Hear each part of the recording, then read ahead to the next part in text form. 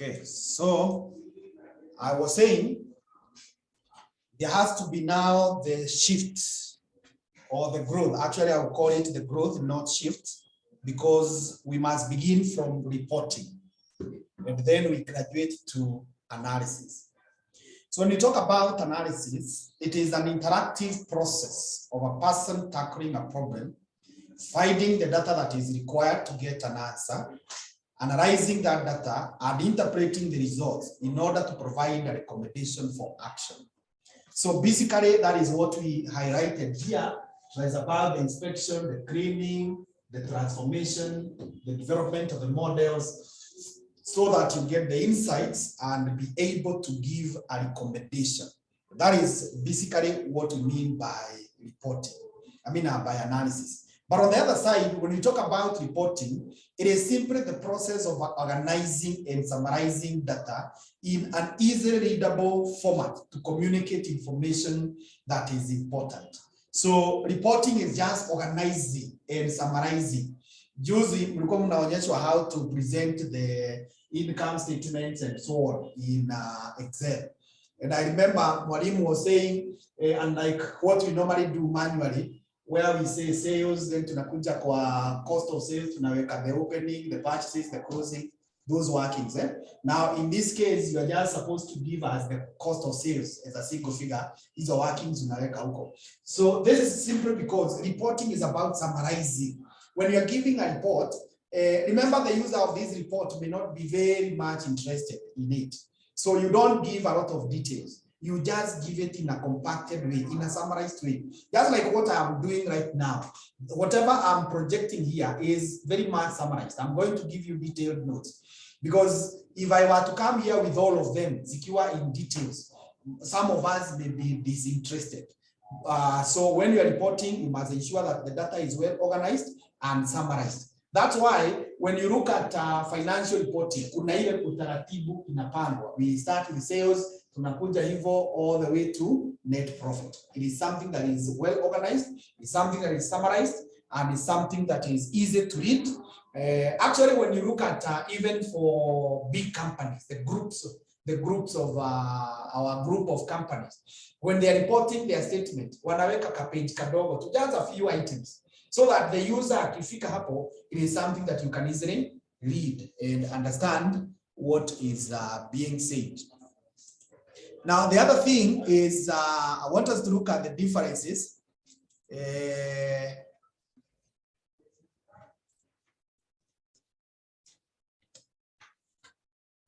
differences.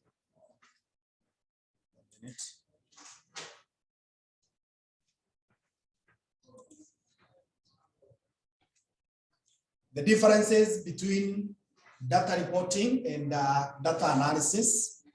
I've come up with 5 differences. The first difference is that when we talk about a report, it shows the user what happened in the past to avoid inferences and to help to get a feel of the data. So when we are reporting, we are simply showing the user what happened in the past. And that's why even in the wordings of our report, we normally say income statement for the period ended, because we are showing what happened.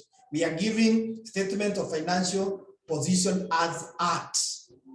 And the objective of that is to avoid inferences. In as much as we will use that data to make inference. Inference is the other word for prediction. We do not want people to start speculating. Actually, that should be the right word there. When you do not give people what happened, they start speculating. So to avoid those speculations, we tell them what happened in the past. But when you look at the analysis is about providing answers to questions. So if people have started questioning, have started probing some issues, now analysis comes in to provide those answers. Now, the second difference that you notice between reporting and analysis is that report provides data that has been asked, or data that has been asked. In some cases, someone will come and question. For example, you want to apply for a bank facility. You want a loan. So when you go to your banker, they tell you, show us your financial performance. So you report. So you are providing data that has been asked, or maybe you are told present us with your pay slips so that you're able to see how much you earn. So reporting is just providing data that has been asked. But on the other side, for the analysis, we are saying it provides the information or the answer needed actually. So we are to differentiate the two is that for the report, when we say we are providing the data, we are not so specific on what exactly we are answering. But in the analysis, we are specific on what is it that we are providing. For example, when a banker tells you to present your pay slips for the last 3 months and your bank statement for the last 6 months, you do not know exactly what is it they are looking at. In your bank statement, there will be the debits and the credits. So you don't know, are they interested in judging your expenses? Are they interested in judging your incomes? When they look at your pay slip, a pay slip, you know it has very many components, economic gross, economic deductions, all those. So what is it that they actually want? For you, you may not know. You just provide pay slip, you provide bank statement. But in the analysis, we are so specific. Actually, if you did cost accounting, you must remember that we say we are segmental. We want to focus on a particular thing. Kama ni cost, tuifuate kama ni kitu kama rent, kama ni stationery. We pick one thing and we run with it so that we're able to provide the specific answer that is actually required. The third difference is that in the report, there is a fixed format for reporting. Hii maneno mnajua sana because you have done accounting. And you know there is what we call the standards. Like when we come to financial reporting, there is a format of reporting the income statement. And you cannot change it. So you saw the other day when you were being shown how to do it, the first person who presented did not.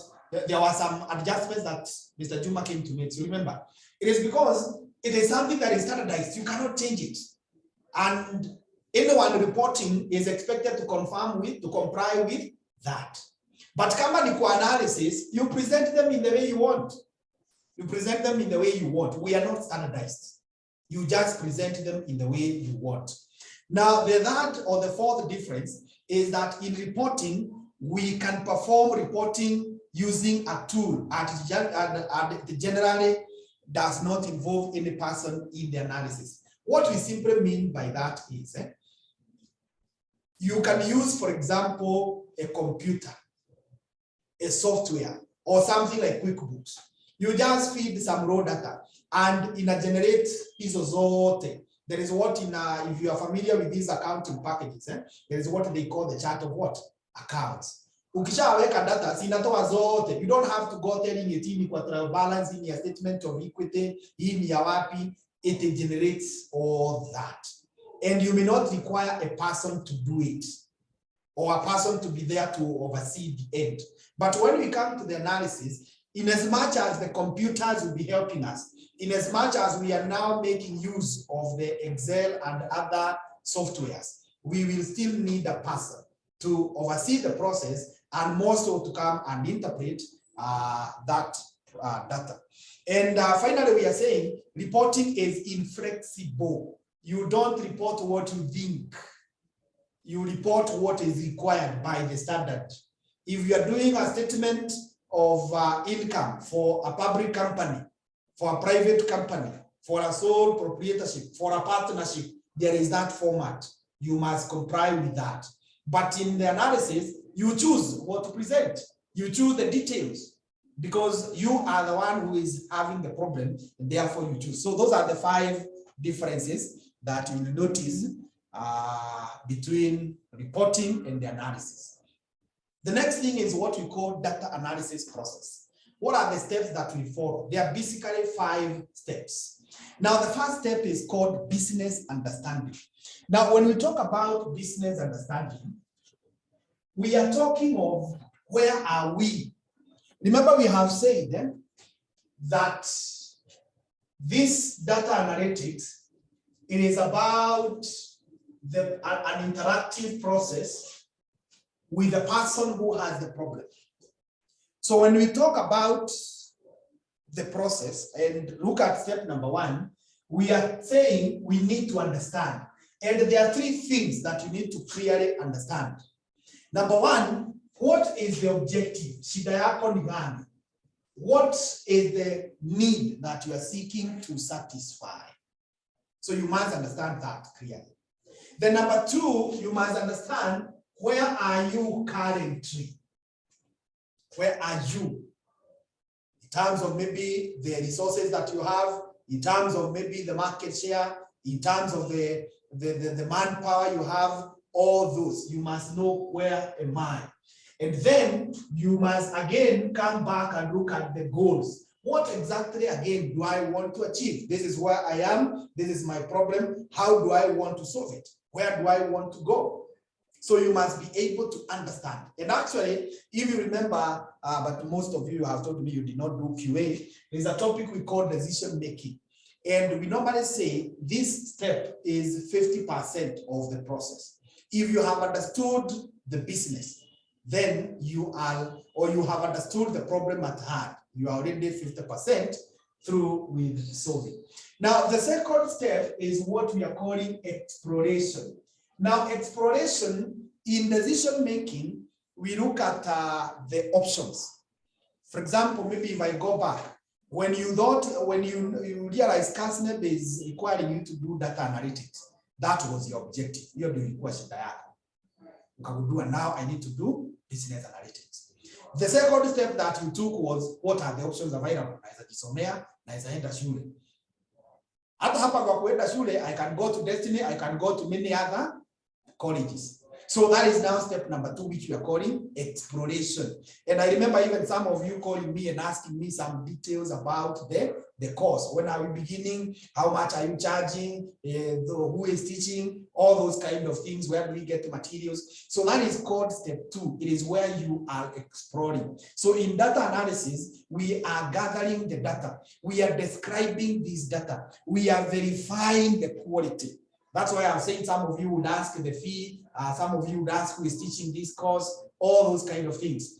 And that's why even when we are preparing our timetables, we put the names of the teachers, so that as you do your exploration, we know that part of your items or part of your checks will be quality. Now hapo kwa mwalimu ndio unasema huyu namjua, ama huyu sijai mjua, ama huyu namjua ni mzuri, huyu simjui ni mzuri, all those kind of things. That is step number 2. You explore.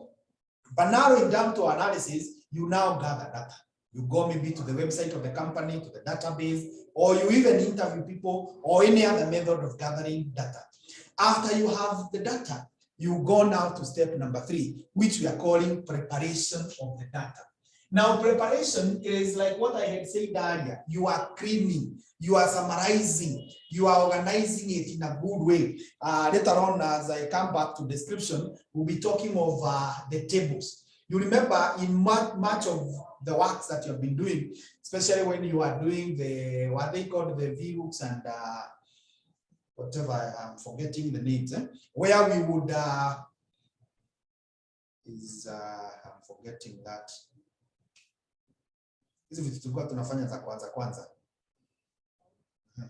The ones that forgetting that.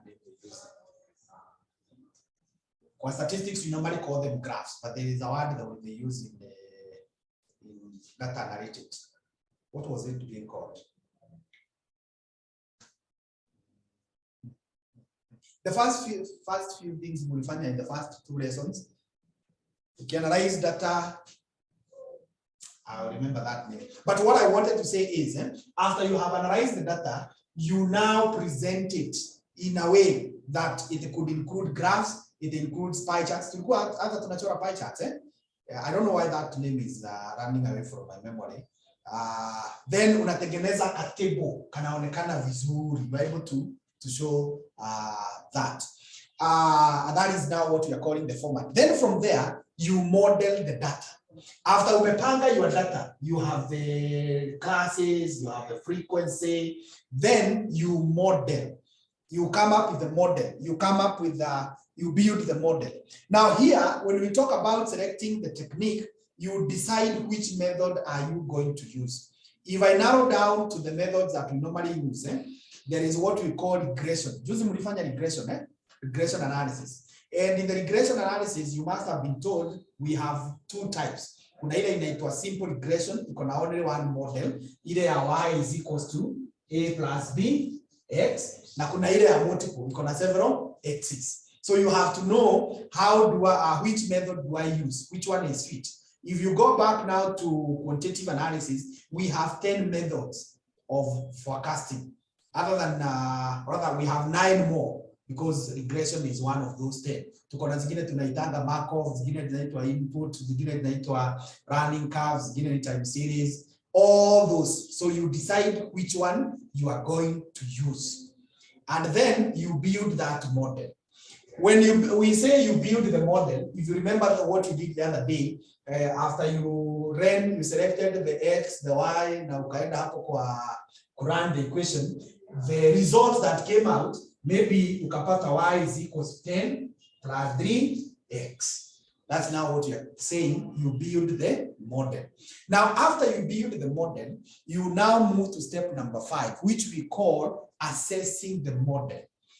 And in assessing the model, it involves very many things. Again, in QA, there is something we call testing reliability. Now, testing reliability is about assessing the accuracy of the relationship that you have seen before you settle for it. And these are things that we normally do, even in normal human relationships. If you come across a person who is engaging you for whatever kind of a relationship, ordinarily, when the proposal is tabled, you don't quickly say yes or no. You take time before you come to say yes or no. And even when you have said yes, you start now putting the person to some tests to confirm that whether this relationship is genuine or not genuine. We call them reliability tests. And some of these reliability tests, they involve checking the error. What error is this person making? For example, right now, you are approaching the exam. If you have a serious relationship with a person, I expect, or you expect the person to know that you are approaching the exam. And some of the demands they have been putting on you should now go on changing as you approach what? The exam. Like now the exam is the first week of December. So if that friend of yours anakuambia nimelipa holiday to Naivasha or to Mombasa that first week of December, see, that person is making an error. Yes. So you need to check, is this relationship making errors? Is it accurate? Can I rely on it? So this model, it is usually tested. Those of you who have done QA, maybe you have a better understanding of what I'm saying about those reliability tests. Then finally, after you have confirmed that it is working, it is okay, it can be relied on, now you produce a final report, you deploy that. And now you say, this is the model that we can use to do our analysis. So we have said, we begin by understanding the data, then we, understanding the business, then we explore the data, we prepare that data, we come up with modeling, we do the evaluation, and we do the deployment. Now, back to data analysis, but now to look at the types of data analysis. And these ones, they're just like what I had discussed earlier when I mentioned the 3 types. I said we have what we call the exploratory, we have what we call the confirmatory, and we have what we call the predictive. Now, those can further be expanded into these 4 that we have here. And number 1, it is called descriptive analysis. Now, this descriptive analysis, it is part of what I have said earlier. And when we talk about descriptive statistics, we are looking at describing the characters of data. And if you have done statistics at a given level, which I believe maybe in your other qualifications you have heard of what we call the 5 descriptive nations of data. We have what we call the measures of central tendency. We have what we call the measures of dispersion. We have what we call the measures of partition. We have what we call measures of skewness. We have what we call measures of kurtosis. And I believe maybe in your analysis, I was not there when you were interpreting those reports. So I don't remember to what extent you went. But if you read that regression, it must have given you those to come a mean, median, mode, coefficient of skewness, coefficient of kurtosis. Did you see them? Yeah. And if you don't remember, when you do the test again, utaziona kwa hiyo report. Those reports, they normally contain them. So they are just about describing, they're about giving you more details about the data that you are dealing with. Then the other one is about, and maybe before I move out of that, you can see we are saying there, it is coupled with the visual analysis. When we talk about the visual analysis, it is about the use of graphs. It's about the use of diagrammatic presentation. Now, a graph, and I have already mentioned about things such as pie charts, bar charts, and so on. Those are very, very good in enhancing visibility. The other type of data analysis that we have is what we call predictive analysis. Now, predictive, I had mentioned earlier, that is about predicting the future. And I have remembered saying, or I remember saying that this is one of the reasons why we have now been told to do business data analytics. And if you have observed of it, people are saying that accountants are not getting jobs. And one of the reasons why accountants are not getting jobs is because the syllabus we have been having for the longest time possible has been preparing us just to be tool boys and girls. A tool boy is the boy who accompanies a mechanic and he carries the box, ile a mechanic. Inside the box, ndio kuna kuwaga na the spanners, kuna number 13, kuna number 14, nini. So when the mechanic and the boy are in their normal errands and they find a job, it is the mechanic who negotiates with the car owner. And it's the mechanic when anaanguka huko chini anajua shida iko wapi. So yeye akiwa huko chini ya gari anaitisha tool boy, nipatie spanner 13, nipatie spanner what. So the kazi ya tool boy ni kutoa hiyo spanner, anapea mechanic anaitumia, alafu tool boy anapewa, anarudisha. He does not know hiyo spanner imetumika wapi. He also do not know how much money has been charged.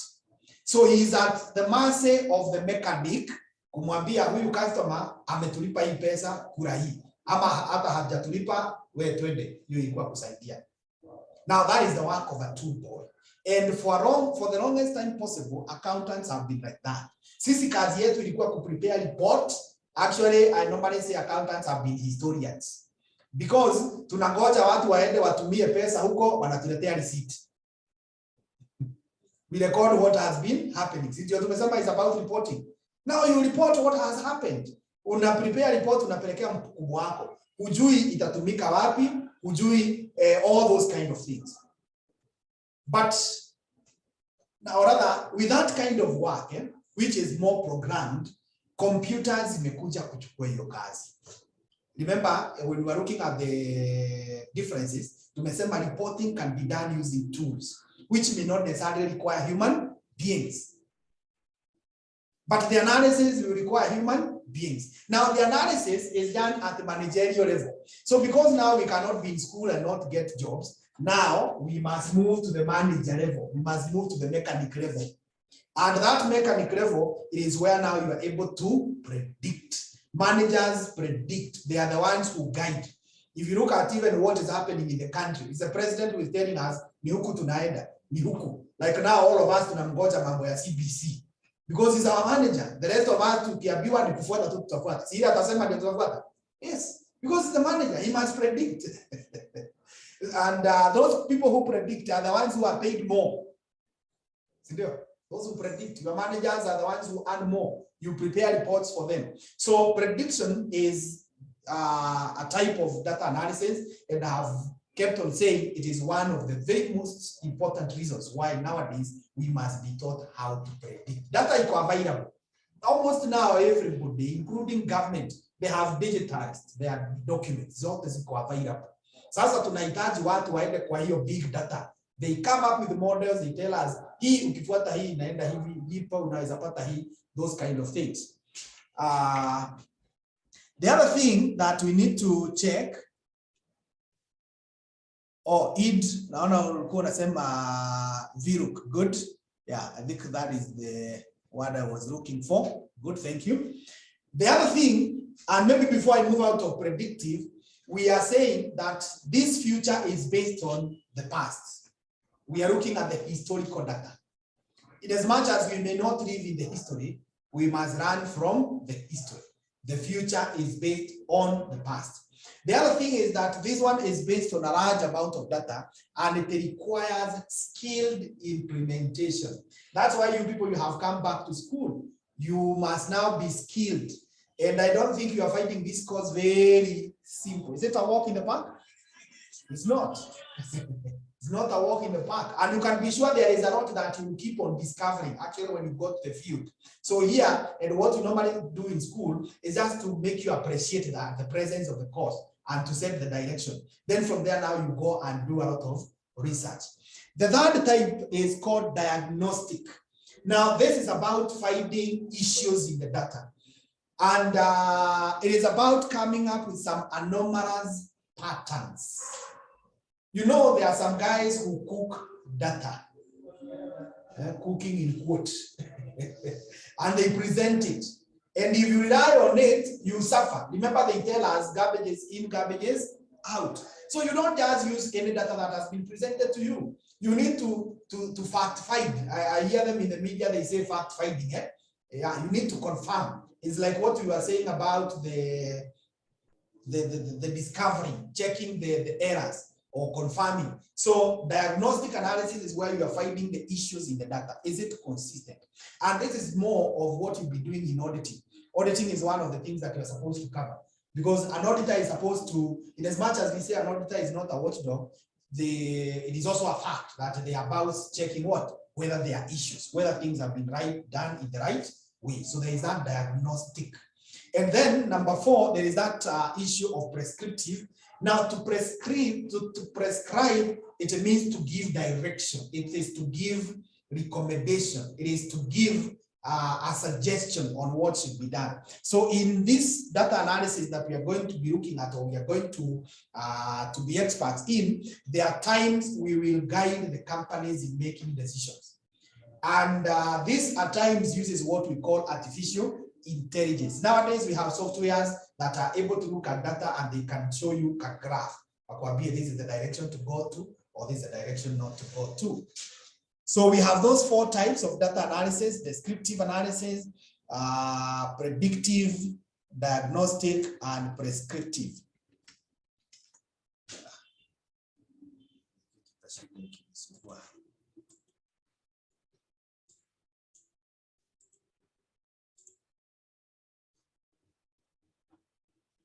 Okay. We have now what we call characteristics of data analysis. Characteristics of data analysis. And there are 4 main characteristics. When we are doing data analysis, the first one is called programmatic. Now, when we talk about program, it is about coming up with codes. So this is a type of data analysis that is coded. Now, for our case here, we may not be able to do this, not unless you have some other deeper understanding of computer programming. I think there are some courses that are done on programming. So if you can do programming, maybe you'll be able to do this kind of analysis. It's based more on codes. So that one, maybe it may be out of reach for most of us accountants. Maybe Mr. Ruto, the other one is data-driven. Now, this is analysis that is simply guided by the presence of data. So the data is there, and now you feel that you really need to understand this data. You need to come up with the patterns, the understanding of this data. The other one is about what we call the attributes. It's the attributes driven. Now, when we talk about attributes, we are talking about the characteristics. What are the characters of this data? The 5 measures that we have talked about. How can we analyze them? How can we go about understanding them? And finally, we have what we call iterative. Iterative, again, kama ungefanya QA, there is something we call linear programming and a method we call simplex. Now, simplex involves solving a problem in an iterative way. Iterative is something that is repetitive. It is a set of similar steps that are repetitive. You do things several times that are repetitive. So there are some data analysis procedures that are repetitive, and you'll be coming across them. So those are the 4 characteristics of data analysis. We have programmatic, we have data-driven, we have the attributes usage, and then we have the iterative. Now from there, we look at applications. Where do we provide or how do we use this data? Now, this one I've just narrowed down to 5, but they are very, very many. One is fraud detection. Remember, I've just said one of the types of analysis is diagnostic. Now, in the diagnostic is where you want to detect fraud. And one of the things that you must appreciate is that these fellows who commit fraud, they are very smart guys. That's why it is very difficult to jail any. If you look at most of the corruption cases that have been filed in our courts, very few have matured to conviction. Is that so? Yeah. Zinaanza kama hivi karibuni tumekuwa tukisikia zingine zinakuwa withdrawn. Why are they being withdrawn? It's because the investigators, what they presented to the court cannot touch. Is because they did not establish the pattern. Kuna mahali inafika inakwama.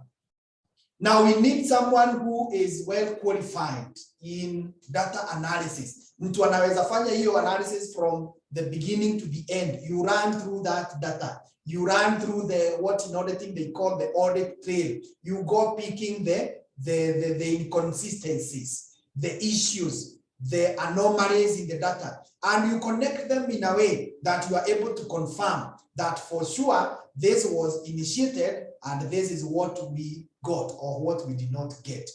Now, for you to do that, you need to be well qualified in data analytics. You need to come up with a model. Yeah. So it is very, very much applicable in banking, especially in banks, because that is where we have money and that's where most guys want to commit fraud. So if you are smart in data analytics, you will be able to do this fraud detection. And then there is also the issue of risk analysis. Now, remember from, again, your other areas, I think I'll keep on saying other areas. Let me not say QA so that you don't think I'm talking of very big things that you have not covered. From your other areas of study, risk is the probability that the actual outcome will be different from the expected outcome. That is what we call risk. And it is a risk if the actual outcome is below the expected outcome. For example, if you came to this class and you were expecting to be taught well, and now you are not being taught well, then the actual is less than what was expected, and you are now suffering risk. And that risk is even emotional. You feel bitter, you feel angry. And that emotion is closely attached to the sacrifice that you have made. You have come to school, you have paid fare, you have paid your school fees, those who are online, you have bought data. The other day I saw someone complain that they had bought data. That is a risk. They bought data thinking that the class would be there, but the actual was that the class did not mature. So that person suffered the risk and is emotional, you feel it. Now, how do you detect it? And more so, if you want to engage with a company for serious engagements, you want to invest your millions, you want to invest your hundreds of thousands or whatever, you want to commit yourself, maybe even in employment, you need to do risk analysis. Now, this risk analysis is only possible if you are good in data analysis. Number two, it is about optimizing transport routes. This is something that has come in a big way. Kitambo, it used to be a little bit hidden, or it used to be mild, because it was only present with the transport companies like kina DHL, hizi za huku Kenya, hizi za kina Buzeki, hizi za Bayusuf, hizi za kina Kirubi. They were not very prominent, especially with the final customer usage. But nowadays, we have the issues of transport. We have kina Uber, we have kina the Litro, whatever, all those companies that are now providing us with the transport. Sure, you have seen when you engage them, they will be able to tell which route has traffic, which route will take how long, how much do we charge. Because if we have been using something like Uber, you know their charges are not fixed. Leo unapata wamecharge hii, kesho wanacharge hii. So how do they arrive at that? It is a computer software that does some analysis of data, huge data, traffic, climate, the economic state. So many variables are considered, and then they tell the driver, pitia hii route, ama usipite hii, huyu mtu charge hii pesa, hii journey itachukua this time. So that is about optimizing transport routes, so that if you are a transporter, you are able to use a route that will take you the shortest time possible, and a route that will cost you the little or the minimal amount possible. So data analysis, it is about, or it is used in transport. So when you get into Uber, how ka software kanatumia data analytics. If you get to the background of it, there is a lot of data analysis that is happening. The other one is about providing better health care. Again, now you have seen that in health, there is the issue of technology. Usually, I don't know whether I saw it in Makueni. They were saying now a doctor who is far away can be able to participate in a surgery that is happening somewhere. Did you see something like that? For example, you are here and there is a surgery that is happening in one hospital. So you just log in and you are overseeing what they are doing. You are exchanging notes. Namwambia hapa kata, hapa fanya hii. It is there. You have not seen it.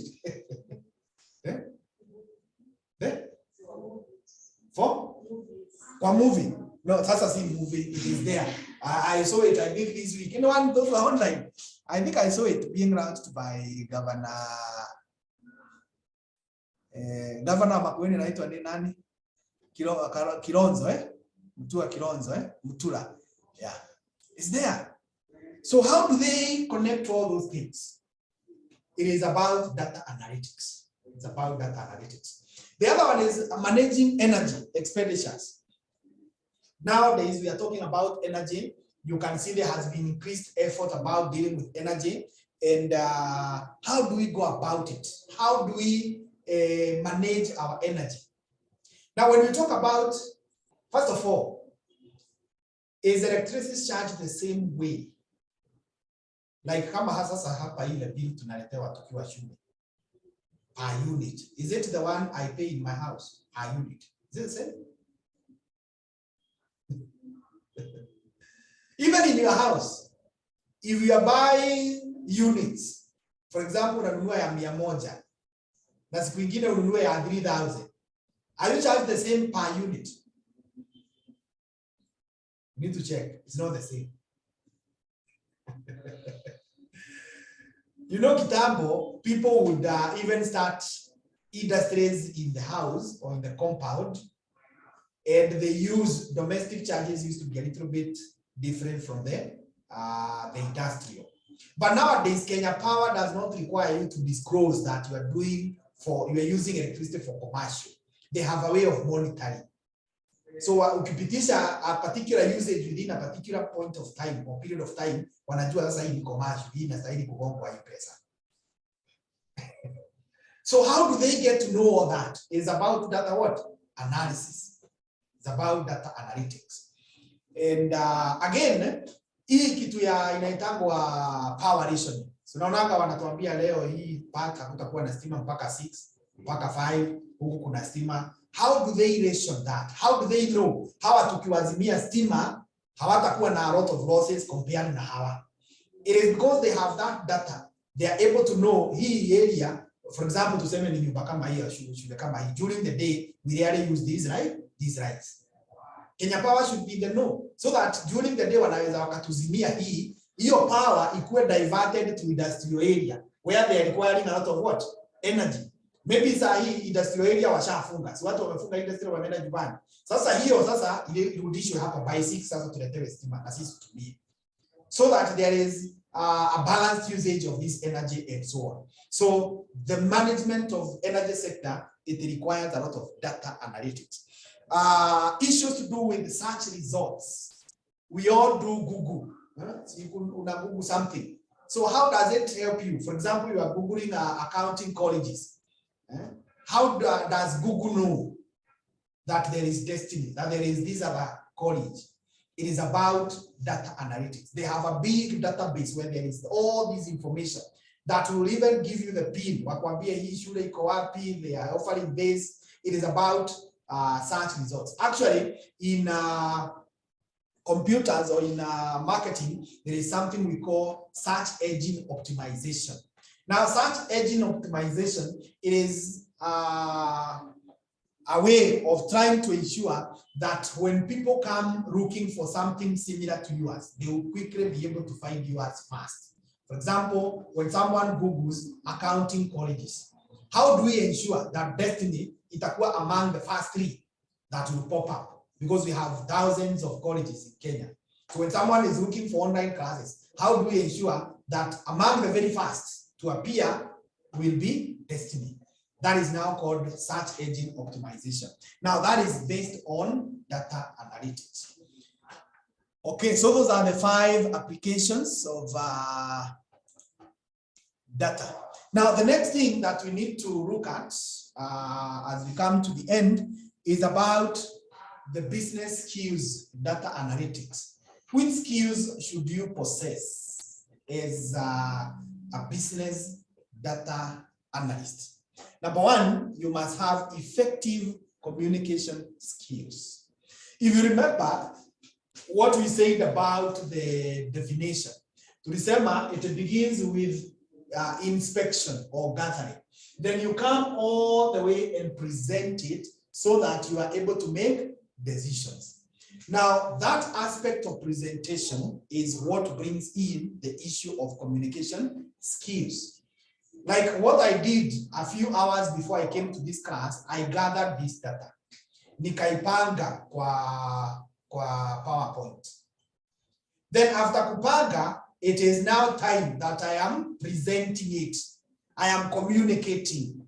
Now, if I'm not able to communicate, all my effort would not achieve the intended what?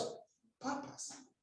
So on top of being a good analyst, you must be a good communicator. Actually, I was one of the persons who are involved in changing the syllabus.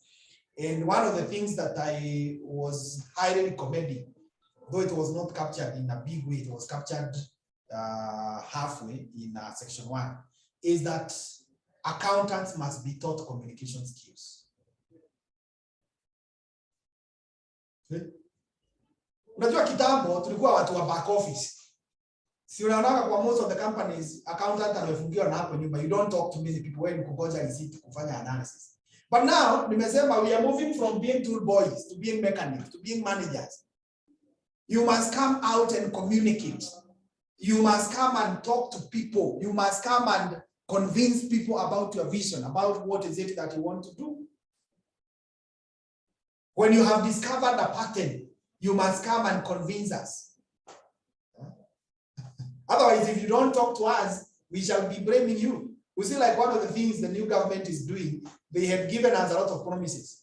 So one of the things they're telling us is they found empty coffers. You must hear your story. So they are communicating to us. You must communicate. You must tell people. And wakituambia hawakupata kitu, si tunatulia tunangoja kitu ipatikane. But if they are not able to communicate to us in a way that we can understand, then we'll be up in arms saying that these guys are not delivering. So you have done a lot of analysis, you have done a lot of graphs. It is time now to come and communicate. That is a very, very important skill. And I want to tell you here now, if there is one thing that you also need to possess in a smart way, is communication skills. Mimi naitanga mdomo. Must be good in mdomo. Papers are good, and I recommend you go for the best papers. Ukipata first class university, the best, the better. Hii CASNEB upite na the highest marks. But above that, ensure you are good in what? Mdomo. Because kuna bahari makaratasi haitakutetea. Sindio? Actually, in most of the engagements you have in life, ni mdomo, si makaratasi. Like now today I've come to this class. I'm relatively new to most of you. Did you bother to know my papers? Did you bother? Did you bother? Nimekufunza at least one paper, sindio? Did you even bother to know whether I have passed that paper? All what is of concern to you is this guy able to communicate to me? Is he creating some meaning? Is he creating some value? Yeah, and that is what sustains us. So I want to suggest that on top of doing these other things, make sure you sharpen your communication skills. Engage in debates, engage in reading, engage in letter writing. Unfortunately, nowadays, ni watu wa SMS, watu wa WhatsApp. Hata ukiambiwa uandike business letter, an official letter, a memo, you're not able to. So ensure that you sharpen your. Sikuwa hivi huwa tunaandika pale juu. Excellent. Communicating in Kikuyu, Kiswahili, English, written and spoken. Kuna kitu kama hiyo tunaandika kwa CV. So if you are put to task, are you able to do that? Yeah. So communication skills is very, very important. The other thing is creative thinking. Now, creative thinking has to do with coming up with new ways. One of the things that I told you, one of the branches of data analytics is what we call exploratory. Exploratory is about discovering new things. And if you have to remain competitive, you must keep on discovering new things. You must come up with new things. You must be creative. You must not do things the way they have been done. And one of the things that business data analysis will help you is to understand the past patterns. Once you have understood the past patterns, can you now use those? Can you spring from those and come up with something new that you can offer to the market? Otherwise, if you still rely on the old ways of doing things and you expect different results, I'm told they say you are mad. Is that so? If you do things the same way and you expect different results, it's a mark of madness. Now in business, you don't say the business is mad, but you say the business is weak. It will not continue. Actually, the late Chris Kirubi is credited on saying that if you are managing your business today, using the strategy that gave you success yesterday, your business will not see tomorrow. You're managing your business today using the strategy that gave you success yesterday. Your business will not see tomorrow. Because today is different from yesterday. And tomorrow will be different from today. Things are changing. Variables are changing. So you must come up with new ways of doing things. You must be creative. And unfortunately, because of the way accountants we have been taught, we are so much structured. I have just said a while ago when you are reporting, where to corner format, you can cram it. So that cramming a format, it also tends to make our brains to be also formatted. We are not able to explore things in a different way. It's the high time as accountants, we become creative. We looked at things in a different way. Then you must have what we call industry knowledge. Don't just, if you are like me now here in Destiny, don't just get to know Destiny and be comfortable. Get to know what other colleges are doing. Wako na wanafunzi wangapi?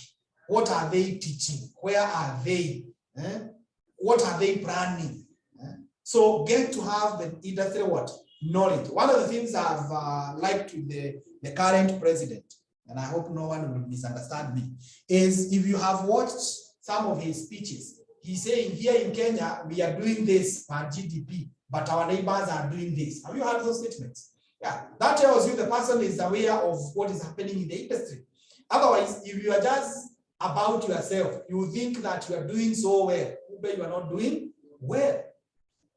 Or the opposite is also true. You think that you are doing so poorly. Kube, you are not the only one.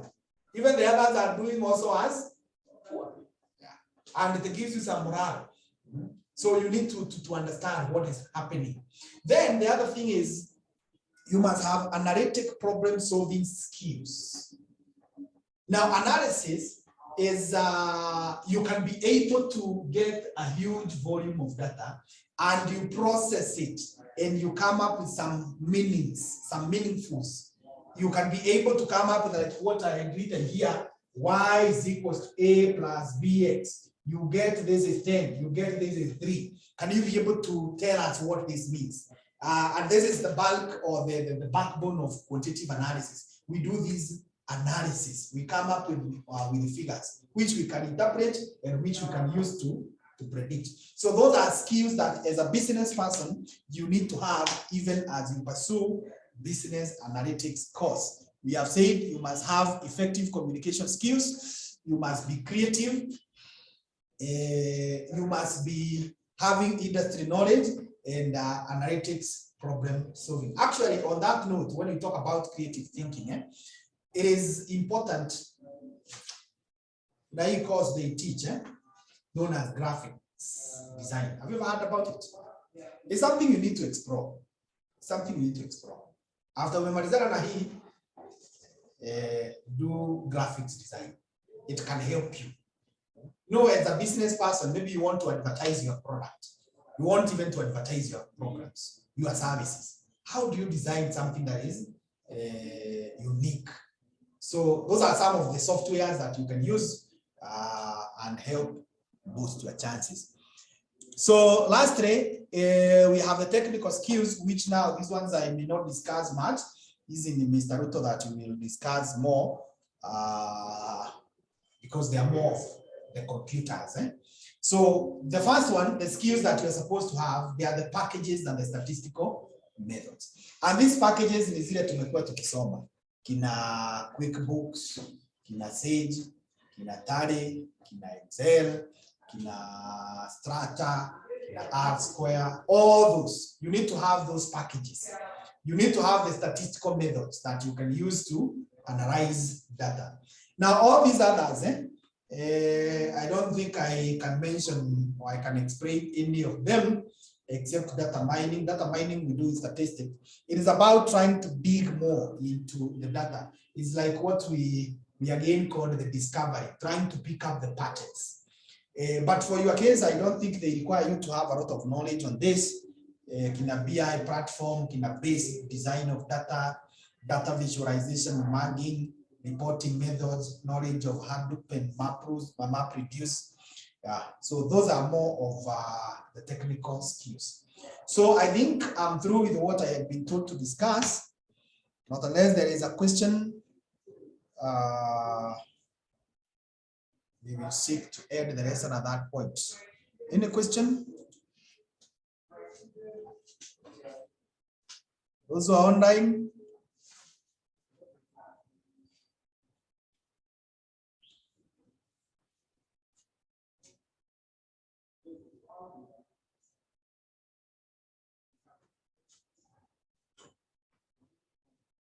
So yeah, okay. Okay. So as I said, I'm going to send the notes immediately after this, and then you will have a chance to look at them in details. They're a bit detailed, but basically it is what I have discussed. So in case Mwalimu will require me in any other area, I was to come when we were doing the statistics, but Dika was not available and he was able to interpret. The bit of advanced management accounting or management accounting is also not difficult. These are things that you know. Actually, I was telling him one of the advantages you people enjoy is that you are already accountants. These are not new things that we are teaching. The only new things tunafunzwa ni kuweka kwa computer, si ndio? Yeah, but tukiongea mambo ya financial reporting, mambo ya MA, did you do management accounting? You did, eh? Section 2, eh? Oh, section 2, eh?